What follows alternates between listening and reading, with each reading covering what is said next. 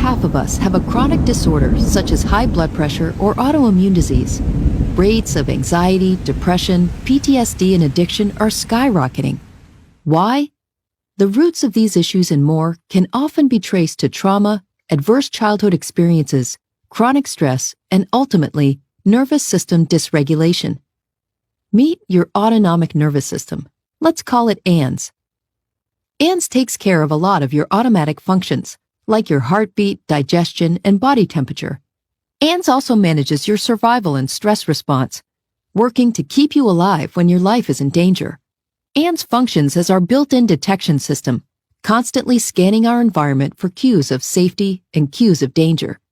As ANS scans the environment, it has three general responses or states. Safe. You feel calm, relaxed, and connected to those around you. Mobilized. When ANS detects danger, it sends a command and your heart rate and breathing increase, adrenaline and cortisol are released, and blood rushes to your muscles so you can handle the threat. This is our fight-flight response. Immobilized. When ANS detects that the danger is so great that you can't fight or run, it shuts you down. In this state, our heart rate, blood pressure, and body temperature decrease, and pain-numbing endorphins are released. ANS does all of this automatically without us thinking about it. ANS doesn't just use these states for survival, it uses them to navigate through the world each day. When ANS functions well, it moves fluidly from one state to another, 1 minute mobilized and ready for action, and the next resting and recovering. ANS will often blend states together. When we play, ANS combines the mobilized and safe states, and when we are intimate with loved ones, it combines immobilized and safe states.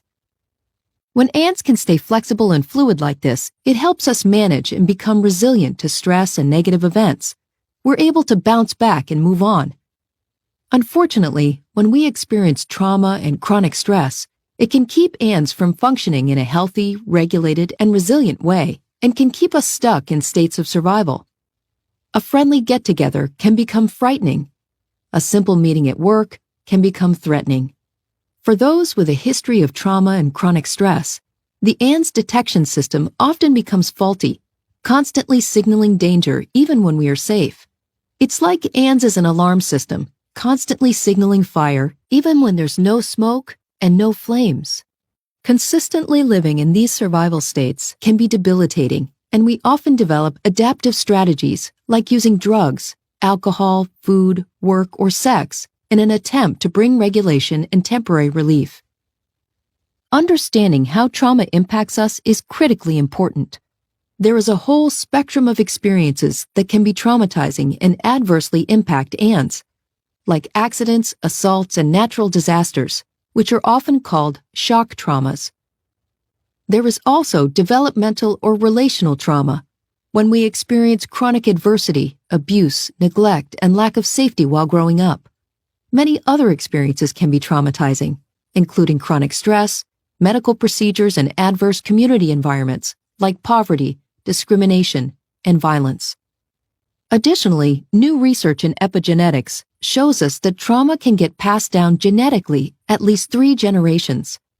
In the past, we've thought about trauma as events that happen to us. We now know that trauma is an experience, not an event. It's what happens inside of us as a result of what happens to us. It's our response to the event rather than the event itself.